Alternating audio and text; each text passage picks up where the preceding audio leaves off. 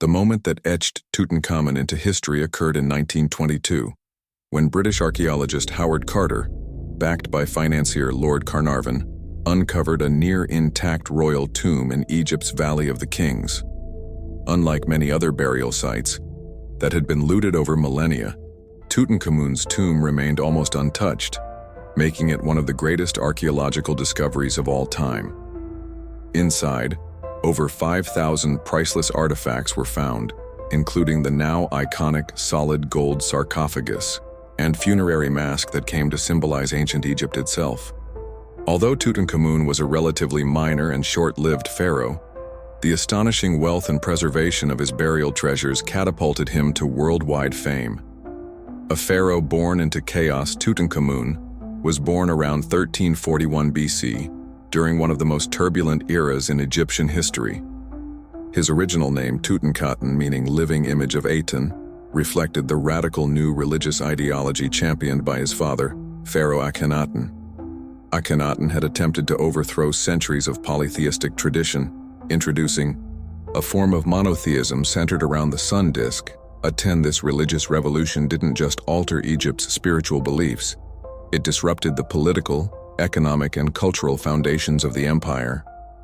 Akhenaten even moved the capital from the historic city of Thebes to a newly built city called Akhetaten, modern-day Amarna, dedicated solely to Aten. The move isolated the government from the powerful Amun priesthood and alienated Egypt's traditional elite. The shift in spiritual practice and economic priorities caused widespread unrest, while the construction of the new capital drained resources. In the midst of this upheaval, Tutankhamun was born, likely in Akhetaten, not to the famous Queen Nefertiti, but probably to a secondary wife or half-sister, in keeping with the royal practice of inbreeding to preserve dynastic purity. Boy pharaoh in a fractured empire following Akhenaten's death around 1334 BC, Egypt was deeply divided. At just 8 or 9 years old, Tutankhamun ascended to the throne. As a child ruler, real power fell to his regents, including the powerful Vizier A and General Horemheb, who steered the boy king toward restoring Egypt's traditional religion and social order. One of the most symbolic acts of his reign was the renaming of the young king from Tutankhaten, living image of Aten, to Tutankhamun, living image of Amun, signaling a return to the old gods and the powerful clergy of Thebes. This change wasn't merely religious. It was a political strategy to reunite the empire and rebuild public trust. Royal bloodlines and ancient genetics. Tutankhamun's father was Akhenaten, one of Egypt's most controversial rulers. His mother, though still debated among Egyptologists, was likely Kia, a secondary wife who mysteriously vanished from records before her son's rise to power. Recent DNA analyses of royal mummies confirmed a long-suspected truth. Tutankhamun's parents were biological siblings, a practice that was common in Egyptian royalty to preserve divine bloodlines, but one that likely contributed to the young king's many health issues and early death. Despite his short reign and limited historical significance as a ruler, Tutankhamun's tomb preserved a time capsule of ancient Egyptian life, culture, and art. His discovery sparked global fascination and forever changed how we view the ancient world. This custom aimed to preserve the purity of the royal line and reinforce the divine legitimacy of the pharaoh, considered a direct descendant of the gods. This policy of endogamous marriages, however, had serious biological consequences. Genetic analyses conducted in the 21st century revealed that Tutankhamun suffered from several physical ailments, likely related to inbreeding. These included mild scoliosis, a deformity in his left foot, clubfoot, and a bone fragility that forced him to walk with the aid of canes, several of which were found in his tomb. It has also been speculated that he suffered from cleft palate and other congenital disorders. These medical conditions contradict the idealized image of the young king as a strong and glorious pharaoh, instead revealing a fragile young man whose health was precarious throughout his life. The lineage of Tutankhamun was deeply intertwined with key members of the royal family of the 18 dynasty. His stepmother, and possibly also his aunt, was the renowned Neferti, the chief wife of Akhenaten, and one of the most influential female figures of ancient Egypt. There are theories suggesting that Nefertiti may have ruled as pharaoh under the name Nefernepurin after the death of Akhenaten before Tutankhamun ascended to the throne. He was also associated with the powerful vizier, who was probably his maternal grandfather or some other close relative, and who would later become pharaoh after the death of the young king. This intricate network of family relationships not only evidences the close circle of power within the royal court, but also shows how dynastic politics intertwined with blood ties. Tutankhamun's wife was Angan, one of the daughters of Akhenaten and Nefertiti, making her a half-sister or full sister of the pharaoh. This sibling marriage, again typical in Egyptian royalty, aimed to consolidate the divine lineage. However, they failed to have heirs. The remains of 2 stillborn daughters were found in Tutankhamun's tomb, suggesting that the genetic consequences of inbreeding may have also affected their offspring. The absence of a legitimate heir left the throne vulnerable and paved the way for powerful figures like Ian Hornby to contest control of the kingdom after his death. Access to the throne as a child. Tutankhamun ascended to the throne at a very young age, probably at just 9 years old, after the death of his father, Akhenaten, and a possible brief transition under the rule of Nefernepuan, which some specialists identify with Nefertiti or with a royal princess. The succession occurred in a context of political and religious chaos, with a divided people, a weakened empire, and a ruling elite eager to restore traditional order. As a child, Tutankhamun lacked both the experience and the authority to make decisions for himself. So his reign was controlled from the outset by powerful figures at court who acted as tutors, regents, or political guides.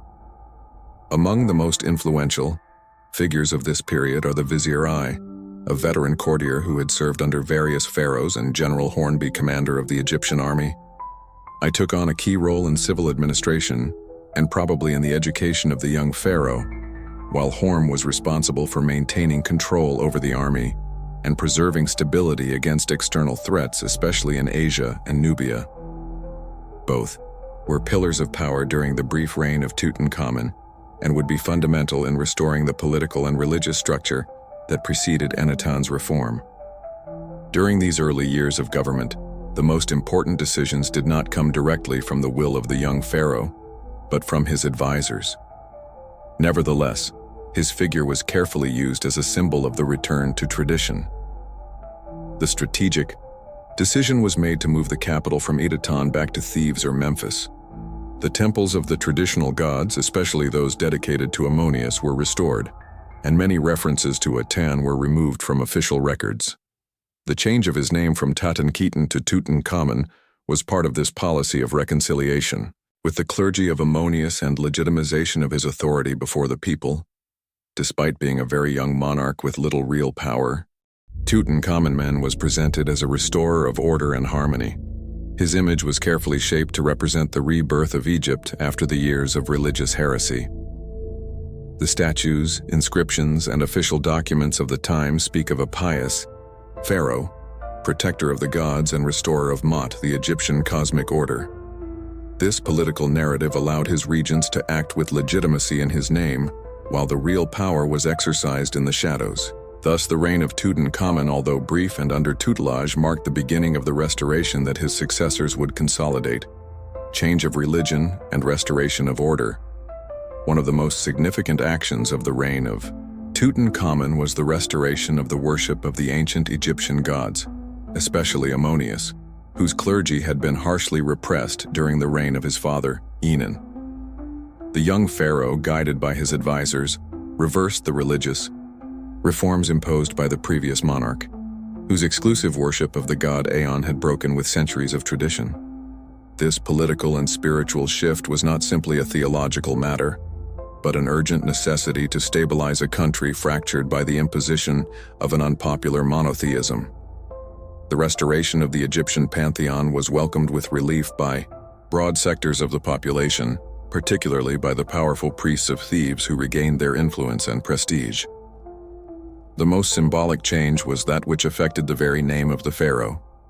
At birth he had been called Tutankhamun, which means living image of reflecting his father's religious fervor. But after his rise to the throne and the beginning of the restoration of the ancient order, his name was officially changed to Tutankhamun, living image of Ammonius. This act represented not only a distancing from the legacy of Anatan, but also a gesture of reconciliation with the powerful clergy of Ammonius, which had been marginalized for over a decade. The new name was widely disseminated in monuments, inscriptions, and offerings, thus marking a new stage of legitimacy and continuity with the ancient dynasties. Another key measure was the abandonment of Akhetaton, the capital built by Enatan in honor of his sun god, and the return of the seat of power to Thebes, the traditional religious center of Egypt. Although in administrative terms, Memphis also played an important role during his reign. The return to Thebes symbolized the restoration of the balance between royal power and the traditional religious structure. Moreover, the temples of the ancient gods, many of which had been abandoned or damaged, were restored and beautified.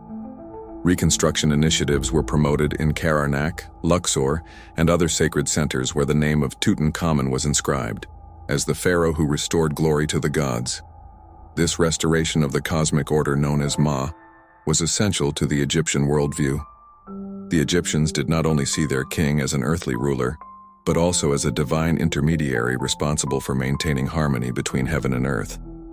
By reversing the radical policies of his father and restoring ancestral religious practices, Tutankhamun was presented as a defender of a restorer of the balance broken by the heretical actions of Enatan. Although in practice these decisions were made by his advisors, the figure of the young pharaoh was fundamental as a symbol of unity and a return to the natural order of the Egyptian universe. Marriage to his half-sister. As was customary in Egyptian royalty, Tutankhamun married a close relative in Khasanamun, the daughter of Enatan and Nefertiti. This made the young queen his half-sister or possibly his full sister. According to some theories, this union, although it may seem strange today, had a profound political and religious significance in the context of ancient Egypt. By marrying among members of the royal family, pharaohs sought to reinforce the divine legitimacy of their lineage and preserve the purity of royal blood. Furthermore, in this specific case, Tutankhamun's marriage to Nefertiti's daughter also served as a symbolic bridge between two turbulent stages of the country: the era of Enatan's heresy and the return to traditional order. Ankhesenamun had already experienced difficult times before her marriage to Tutankhamun. During her father's reign, she was known as Ankhesenpeten. She lives for Aden, and according to some indications, she may have been briefly married to her own father or to another member of the court to maintain power within the closest circle. After Enatan's death and her young half-brother's rise to power, she adopted the name Ankhesenamun. She lives for Ammonius, reflecting like her husband the shift in religious and political direction. As a great royal wife, she played an important role in the court. Although her influence was limited by the dominant presence of figures like Ai and Hornby, the marriage, however, did not produce surviving offspring. In the tomb of Tutankhamun, the mummified remains of two female fetuses were found, one approximately 5 months gestation and the other about 8 or 9 months. Modern studies have suggested that they were daughters of the royal couple born dead or deceased shortly after birth. These losses were not only a personal tragedy, but also a political blow, as they left Tutankhamun without direct heirs and the throne without a clear line of succession. The couple's infertility could be related to the genetic problems arising from the consanguinity that marked the royal family, as has already been noted in studies about the health of the pharaoh himself.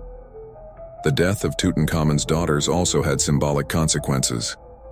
In ancient Egypt, having offspring was not only a dynastic issue, but also a spiritual one, as it was believed that children helped ensure the continuity of the soul in the afterlife.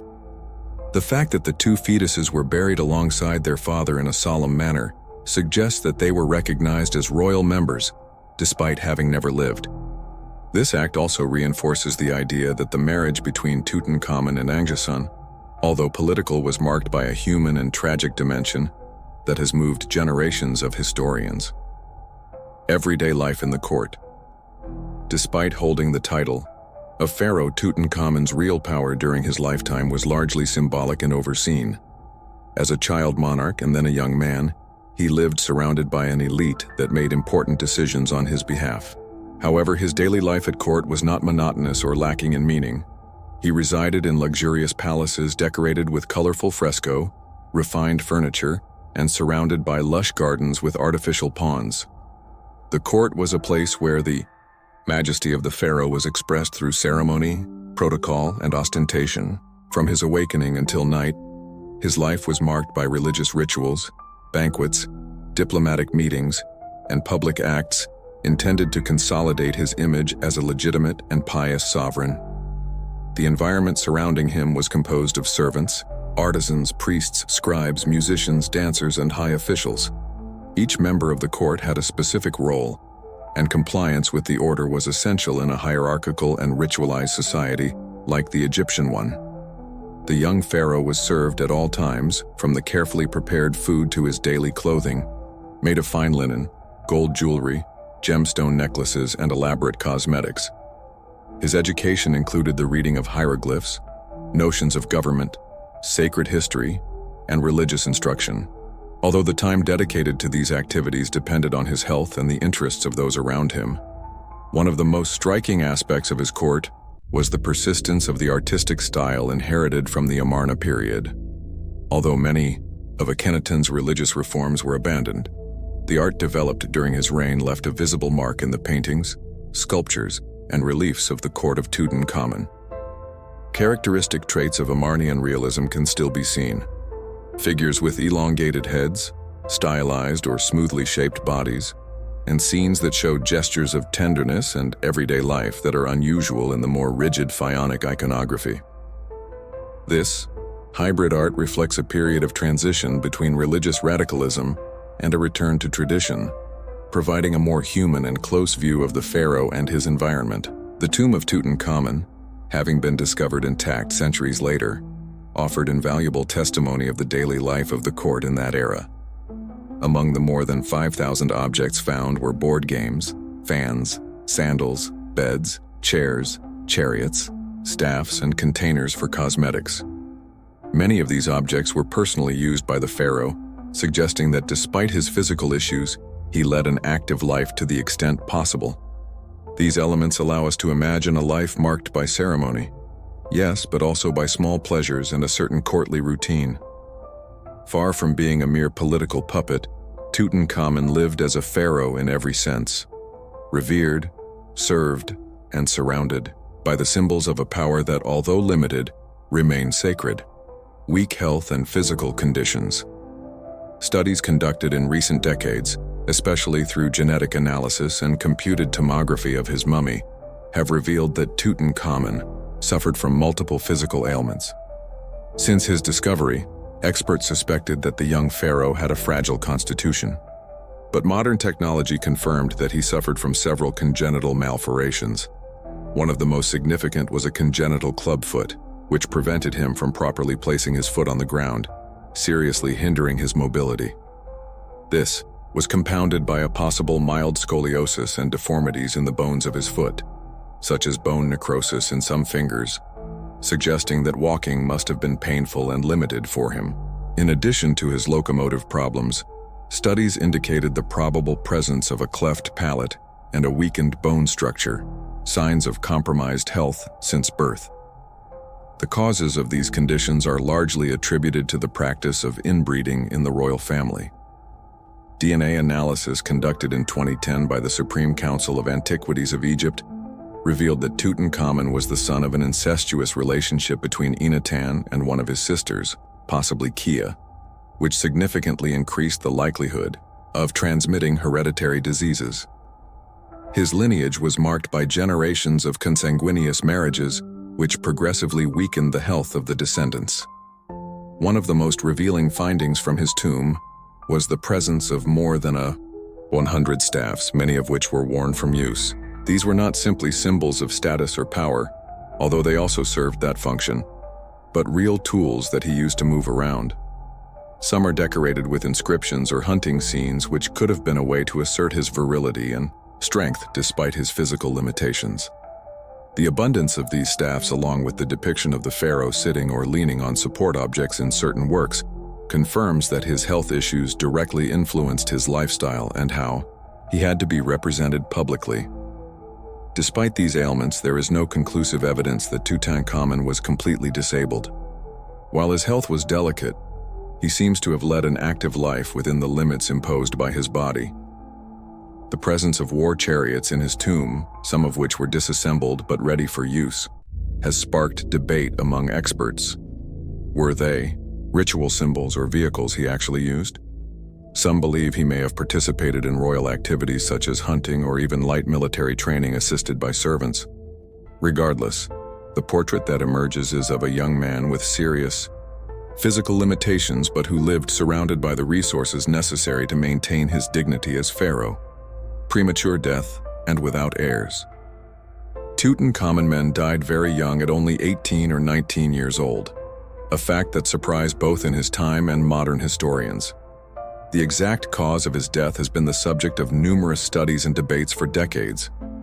Thanks to advances in medical and archaeological technology, it is now known that he likely did not die from a single cause, but from a fatal combination of factors that compromised his health. Among them, a severe infection possibly caused by a fracture in his leg and malaria, a common disease in ancient Egypt which could have further weakened his immune system. The analysis of his mummy revealed a fracture in the femur, suggesting that he suffered a significant accident shortly before his death. This fracture could have become infected, and without today's proper medical treatment, could have led to fatal septicemia. At the same time, the presence of the malaria parasite in his remains indicates that Tutankhamun was seriously ill, which would have further complicated his recovery. The progressive weakening of his body, along with the congenital conditions he already suffered from, created a scenario conducive to an early and sudden death. The death of such a young pharaoh, without male heirs to succeed him, created a significant power vacuum as he left no direct heirs. The throne was left open to disputes and to the influence of powerful figures such as his vizier, who took power after his death, and later Horb the army commander. This dynastic void marked the end of the 18th dynasty and the beginning of a period of transition and reorganization in Egypt, with a pronounced interest in erasing the traces of the controversial era of Akhenaten. Although his reign was brief and marked by physical and political limitations, the early death of Tutankhamun did not diminish the impact of his historical figure.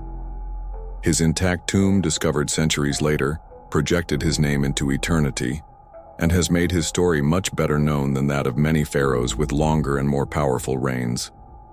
The tragedy of his youth and the circumstances of his death have contributed to his legend enduring as one of the most fascinating of ancient Egypt.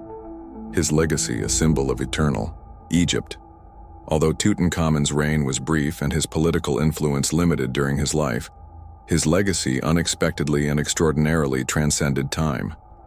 In his era, he was a minor pharaoh, a young monarch who barely managed to reverse his father's religious reforms and stabilize the country. However, centuries later, thanks to the almost intact discovery of his tomb in 1922, his name and figure became an emblem of the splendor and mystery of ancient Egypt. This discovery fascinated the world and rekindled interest in a civilization that seemed lost in time. The tomb of Tutankhamun, with its thousands of objects made of gold, jewelry, furniture, weapons, and religious artifacts, is considered one of the greatest archaeological treasures in history. The wealth and artistic perfection of its ancillary goods allowed us to learn unprecedented details about the life, culture, and beliefs of ancient Egypt. These objects not only revealed the importance of religion and the afterlife in the Egyptian mindset, but also showcased the skill and talent of the artisans of the time. The famous golden sarcophagus and the solid golderary mask have become universal icons of art and archaeology. Beyond its material value, the legacy of Tutankhamun lies in its symbolism. It represents the idea of eternal Egypt, a kingdom where death and rebirth are linked to the preservation of the cosmic order, the M. His tomb was a testament to Egyptian beliefs and to the importance of the pharaoh as an intermediary between the gods and men. The worldwide fascination sparked by its discovery also highlighted how history and art can connect distant cultures and awakened the collective imagination. Turning to Tutankhamun, into a figure that transcends history to enter into myth. Ultimately, the interest in Tutankhamun has inspired generations of archaeologists, historians, artists, and filmmakers, becoming an endless source of cultural inspiration. His story, marked by youth, fragility, and a tragic destiny, humanizes a character who otherwise could have been just a footnote in the Pharaonic annals. Thus, although his reign may not have been especially remarkable in his time, Tutankhamun is, today, one of the most recognized and admired pharaohs in the world, a perpetual symbol of the mystery and greatness of ancient Egypt.